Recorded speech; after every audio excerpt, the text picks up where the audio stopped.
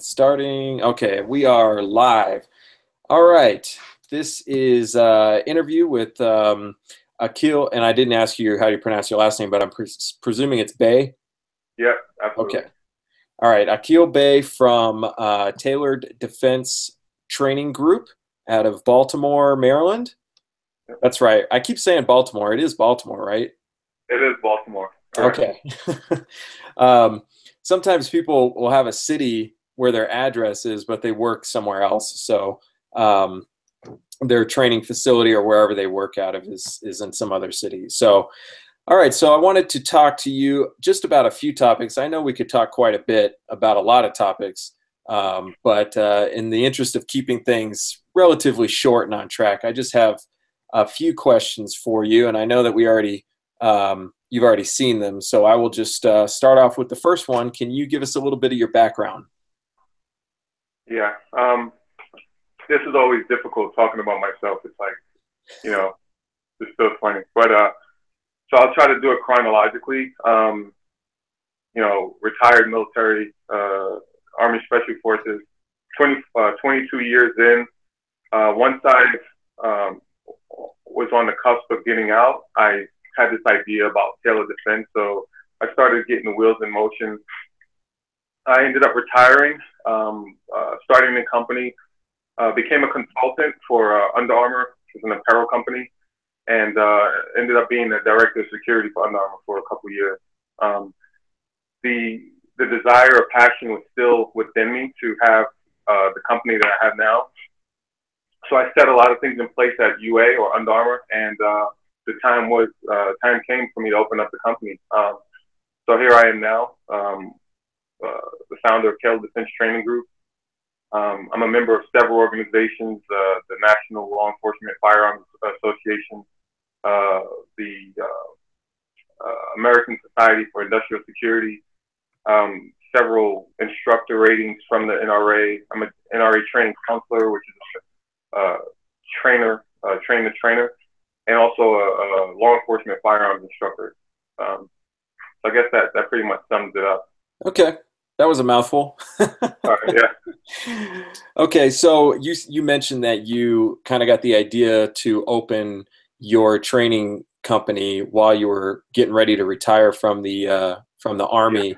What specifically were you interested in? What brought you to training? Okay, so that's a really good question. So let's back up a little bit. After 9/11 is when I really got the idea. 9/11 happened, or September the 11th happened, and we were deployed all the time. I mean, we were gone all the time, and it kind of left our families vulnerable. And so some of the guys' wives on the team were getting hit on, getting harassed, and we were deployed. So it was at that moment I was like, you know what, we're straight. We're going to these pre-mission training venues. We're prepared to go to war. Who's taking care of our families at home? And I started to come up with this, basic training packages so we can teach our wives just basic awareness. And that's what introduced me to the NRA programs, actually, to kind of get the civilian certification to be a trainer, a professional trainer. And it kind of happened from there. Fast forward 15, 16 years later, and for me to retire, and it's like, okay, now I want to do this full time because I enjoy it. So you train a lot of different types of people. I didn't ask you this question previously, but what is when you think of the group, the demographic of people that you most want to work with, would you say it's more beginners, intermediates, people who are new to firearms in general, people who are, what really drives you? What group of people really motivates you? This is going to sound like, cliche, but really everyone. Yeah. I mean, I've literally worked with all levels. I mean, the entire spectrum, and I enjoy it all. I mean, I enjoy the process of it all. So from the person who's comes into the classroom, they're afraid of a gun sitting there on the table, like it's going to just jump up and do something, to the end of the class, and they're just get off my gun. You can't even touch it or get it from them. To the operator, to the guy overseas, making things happen, to build and develop that lethality that's required to get the job done. So, I mean, I think I have the ability, and I definitely have the passion to go from A to Z. I mean, that full spectrum. So, I mean, there's really no preference. Just yeah. I guess the requirement that they would have to bring is the desire to want to be there, law abiding, and with that passion, if they have that passion and drive, I want to work with them. So it's like a championship boxer. Bring them on. I'm like, Yeah. Yep. So with that in mind, if you could impart one, like if you could just from your brain to their brain permanently impart an idea to every gun owner about self-defense, what would that idea be?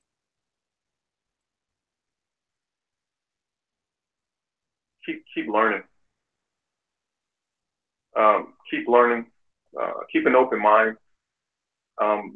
There are no absolutes. I mean, I'll say it every day. There are no absolutes, and you're not going to get it all in one course. So go to different schools. I mean, I want to train everyone, but that's not feasible. But even if it were, I would say, now you've received training from me, go to another school, learn something else, because I'm going to give you my knowledge based on my experience, and there's thousands of instructors out there that have something to offer. And at the end of the day, if you go through all the courses available to you, that's just going to make you more badass. So just keep learning. Have an open mind. That's because there are no absolutes, and that's firearms, that's unarmed. That's everything. So just keep learning. That whole strategy is a complete package. It's a strategy, and you want to be able to pull from the resources you have to solve a problem, and you can only do that by keeping an open mind and staying active, being an active one. Right on, right on. I agree. I think, I mean, just to impart my own personal bias about this, I think people get really caught up in the idea that you get married to one instructor, and that if anybody critiques them, that they're wrong. Because I know the guy and I train with him, and you got to be open to the fact that there might be a better way to do this. You learned a good way to do it. There might be a better way. There might be a better way for you to do this as opposed to the way I do it, Sure. So Yeah. I think open-minded is very important. Yeah. What is one thing that you would change about firearms training today? The way that it is, the way that it's executed, the way that it's, not exactly marketed, but its image. What is one thing that you would want to change if you had the ability? I don't think I'd change anything. I mean, it kind of goes to the last question. I mean, there's just so many different people and so many processes and techniques. Like you should want to learn them all. I mean, I wouldn't change anything. I mean, the way social media, I mean, really puts out the information. I mean, that's training. I'm a fan of hands-on and being present for training. Like, I don't think you can really grasp the information by watching it on TV or watching it on a video. But I believe that with all of the skill sets out there, I don't think I would change a thing as long as they're safe. Mm-hmm. Now, there are some people out there that are kind of they're kind of wild, and things are just not tactically sound. But if they're tactically sound and the information is valid, I don't think I change anything. Mm-hmm. Not at all. This is something that I've recognized in the last I don't know, I would say about 5 years, that it is slowly becoming cool to take more training. That it is becoming it's becoming a thing, whereas before it was kind of like a select few of people who would actually seek out more advanced training beyond their first class.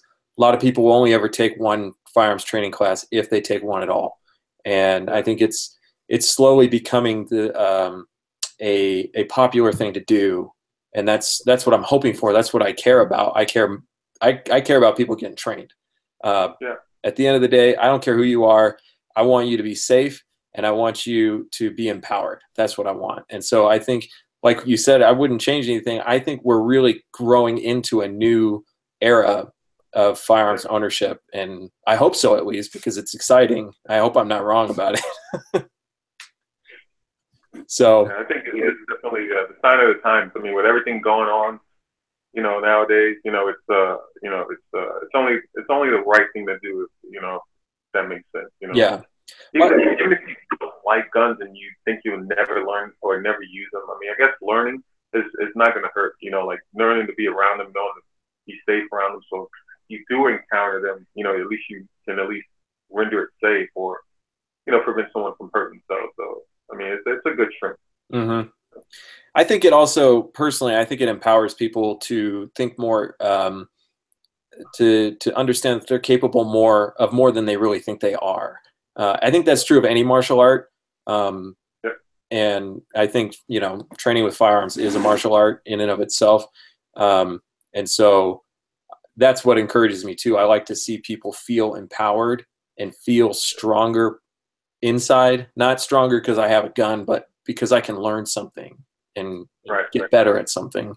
What do you think students should look for when they're looking for an instructor? Do you think that credentials are important, previous military experience, previous law enforcement experience?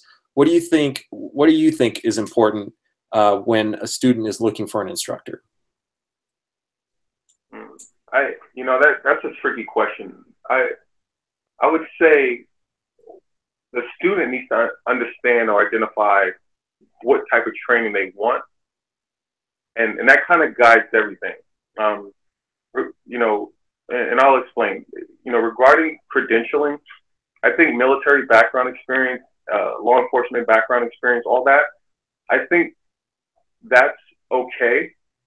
It's not a must. I think it's okay, especially I think it's a requirement if you're looking for military or law enforcement type of training.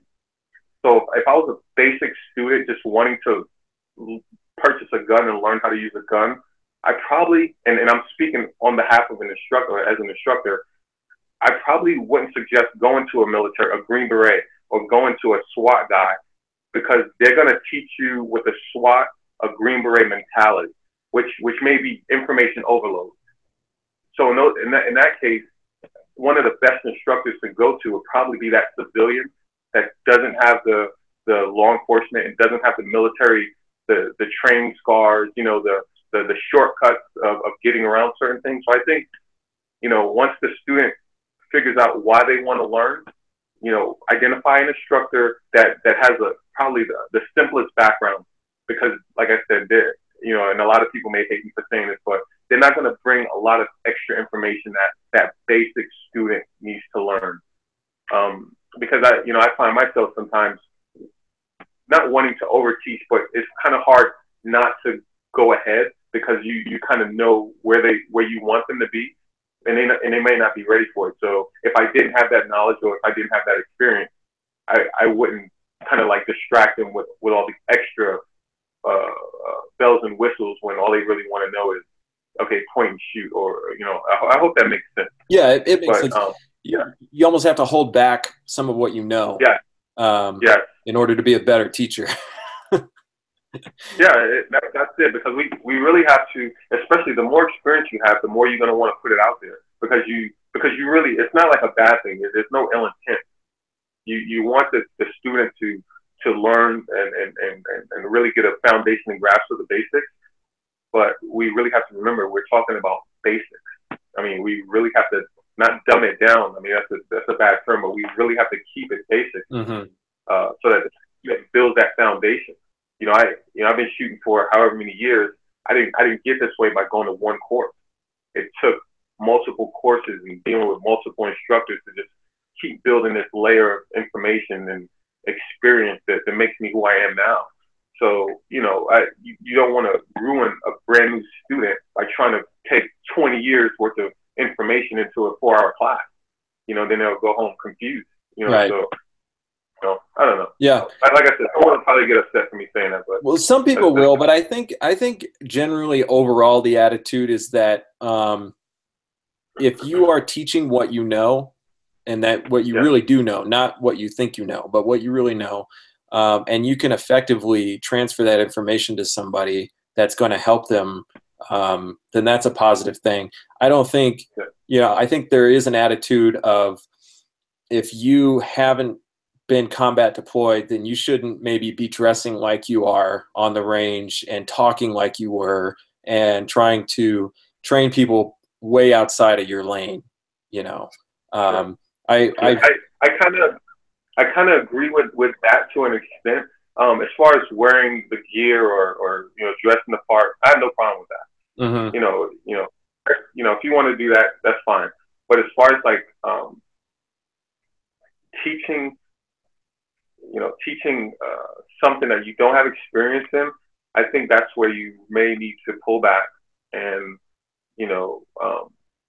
pull back, put your ego aside, and find someone that does have that experience to come in as a guest instructor or direct that person to that individual, because it's best for the student and it's best for the industry. Right. Prevents accidents and like that. So I don't mind people wearing kit and all that. I mean, that's all good, man. I mean, yeah, I had to wear that stuff. The more the merrier. Especially in the heat of the eastern seaboard in the summertime, right? I see you out there running, your 5Ks and your 10Ks, wearing full kit. I don't even want to go outside when it's that hot. I personally would rather be too hot than too cold, though. I will say that. So, so as I mentioned before, a lot of people, I would say the vast majority of gun owners will only ever take one class, and that's if they have to. So a lot of gun owners will go to a concealed carry class if it's required in their state for them to get their permit, or they'll take hunter safety if they want to go hunt and they know they got to take the hunter safety course. What do you think, in your experience, is the most effective way to motivate gun owners of all types to actually seek out continued training? I mean, we don't, I'm not talking about every month or even every few months, but maybe at least once a year or something to keep your skills sharp. What do you think motivates people the best? I think you said it right there. The motivation, trying to understand the motivation behind the student. I mean,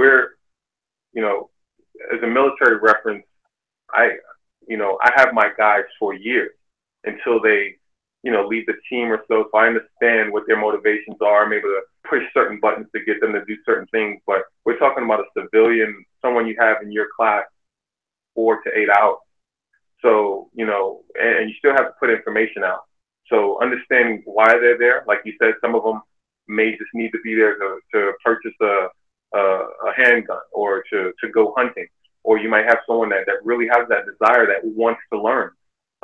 So it's like, you really have a short window to impress upon them the joys or the importance of continuing that training. So that's the big mystery right there. I mean, you can add variety in your training. You can make it fun. You can, there are many things that I guess you can do, but it's kind of difficult if someone's just coming there to, for one reason and one reason only, where they really don't really care what you're putting out. They just want a piece of paper. So I think, though, to your point earlier, I'm sorry to kind of drag this along. No, it's okay. But the trend now, especially with all these awesome shooters on Instagram and YouTube, and that it's cool, to be an operator. So I think that's actually helping to get people to go out and do more training. Adding that variety. Oh, I want to shoot that.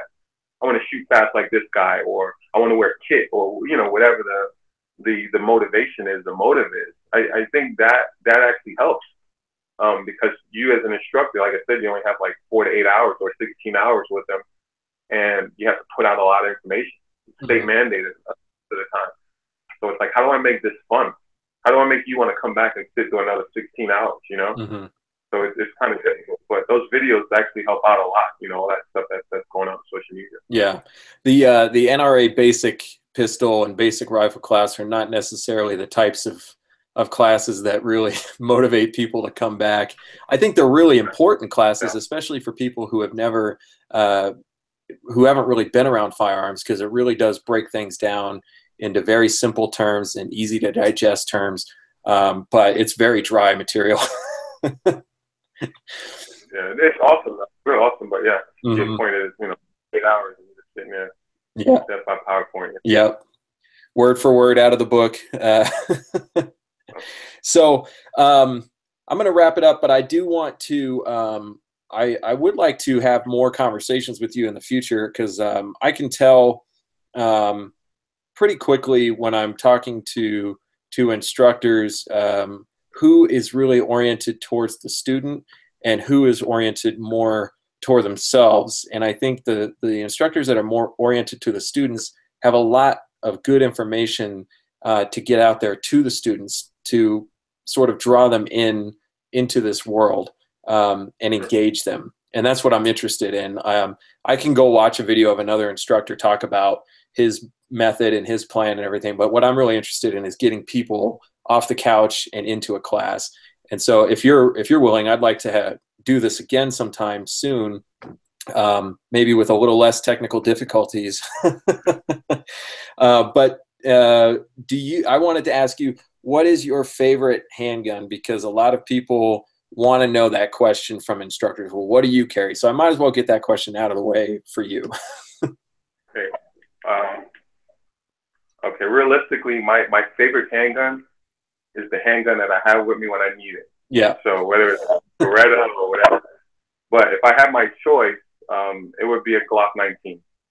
It's what I carried when I was on the team, and what I carry in the street. It's an awesome gun. I mean, it's reliable, and it's proven, and it's not delicate. I mean, you can really beat it up. So you carried one in the desert, right? Yeah. And it didn't melt? No. That's your plastic gun is going to melt. I have had plastic guns that have melted, but they weren't Glocks. So Really? Yeah, I had an FNX45 tactical, and the frame got warped in the heat. And wow. I mean, I could have sent it in. I kind of serviced it myself to get it operational again, and then I got rid of it. So it's way too much of a gun to be falling apart like that. So, but yeah, I carry a Glock 19. It's pretty standard. Sometimes I'll carry a revolver if I'm dressing light. So, but Glock 19 is just there. There's something just very dependable about it. Of all the handguns I've ever owned, the one I carry has been the most dependable by far. So, the only time it ever screws up is when I try to get a little fancy with my reloading and try to do something, I'm going to try to load a heavier round or whatever. So, in closing, I want you to have an opportunity, if there's anything you wanted to, like a message you want to get out, if you want to just plug your company, if you want to plug somebody else that you really like, I just want to give you a chance to, to sound off and say what you want to say. Let's see. I probably should plug my company. I mean, we're here for you. There's no better feeling than to help someone develop their self-defense strategy. I mean, bar none. Civilians, have done it in the military, done it overseas, but to do it here in America with our own citizens, it's just an awesome feeling. That's all I really have to say about that. I mean, I love what I do. I love the programs we have to offer, and we're here. There are other instructors out there that are putting out really good information that I actually learned from and I respect. Knockout Lights is one of them. Bolo Z. We're in the same company. Bowen and Reagan, we're in the same company. Those guys are really awesome guys. Guncraft LLC. We're actually going to do an instructor course out there in September or so.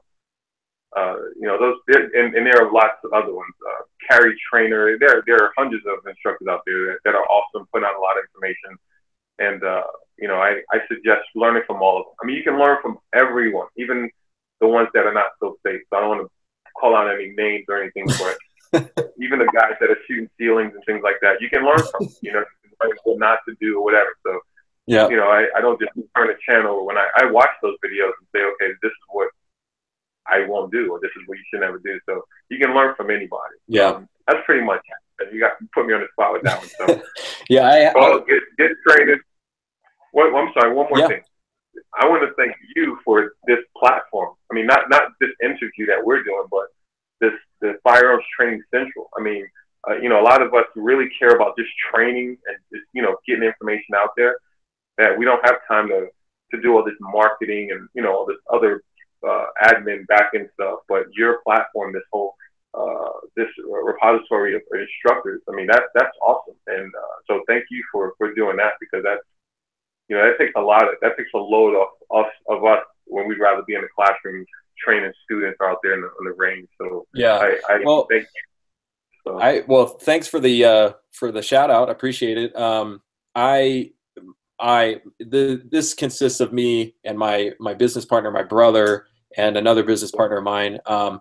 And we're all very passionate about training and removing, if I could do this interview without putting my face on there, I would, because I'm not interested at all in being a face of this. I want the instructors to have a chance to get themselves out there in a meaningful way to potential students, because there are other companies that market instructors and everything, but I wanted to do it my way. I wanted to do it in a way that I thought was going to be effective. And so that's what we're trying to do. And I really appreciate the attention I'm getting from instructors like you and other instructors that we're working with.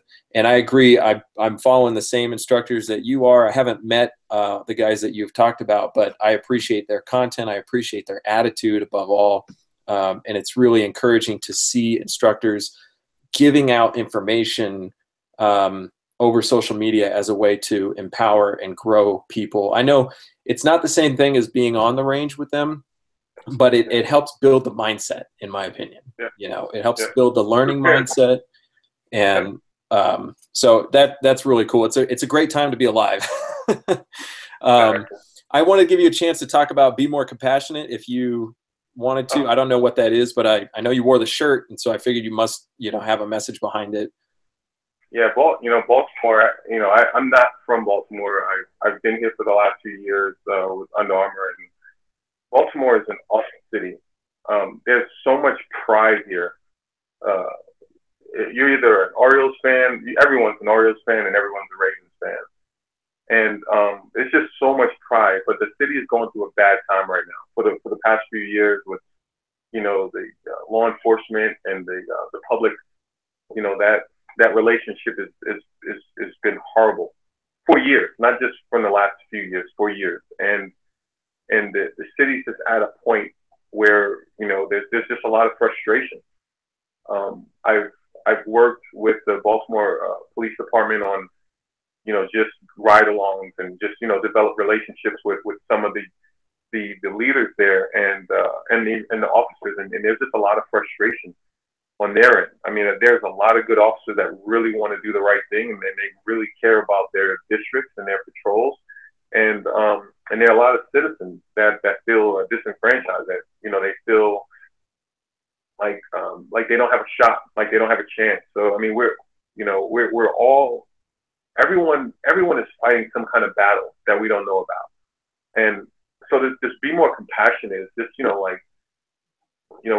we just have to be less indifferent and just be more empathetic to our fellow citizens. And so that's what it's about. It's just raising awareness to say, hey man, I'm having a bad day, but this guy or girl could be having a bad day too. So we just need more compassion within the city, and it starts with ourselves. It starts with us, and that's what that's about. So I appreciate you bringing that up. Yeah. Well, I saw you mention it before a few days ago, and I wanted to give you a chance to to push it if you wanted to. So, well, thank you very much for joining us. And I always say this at the end of any kind of video or recording I do. If you made it this far, check out our website. Check out what is the URL of your website? Is it tailoreddefense.com? That's it. Okay. Tailoreddefense.com. Tailoreddefense.com. You're really active on Instagram, which is cool because you're putting out good information. It's not just pictures of your everyday carry. I get a little tired of those pictures. So you're putting out good information, motivational tips, training tips, videos. So if you're watching this, you got to check them out on Instagram. And if you are looking for an instructor, please check us out at firearmstrainingcentral.com. And if you are an instructor, please get in contact with us if you want to get up on our site, and we will help you out with that. So thank you very much. I appreciate it, and I look forward to doing this again. And hopefully next time it will go a little smoother on the front end. And thanks again for your patience too. I appreciate that. So I will have this. This will be up on our YouTube channel immediately. But then I'm going to put up a blog post about it and put it on Instagram and things like that. So I might tell my wife so she can kind of make fun of me. Okay. And I'm going to tell you right now, the audio is not going to be great on this, but it is going to be usable. So the next time we do this, we'll figure it out. We'll get a little bit better audio. All right. Awesome. Okay, sounds good. Yeah. All right. Thank you very much. I appreciate it. Awesome. Thanks, bro.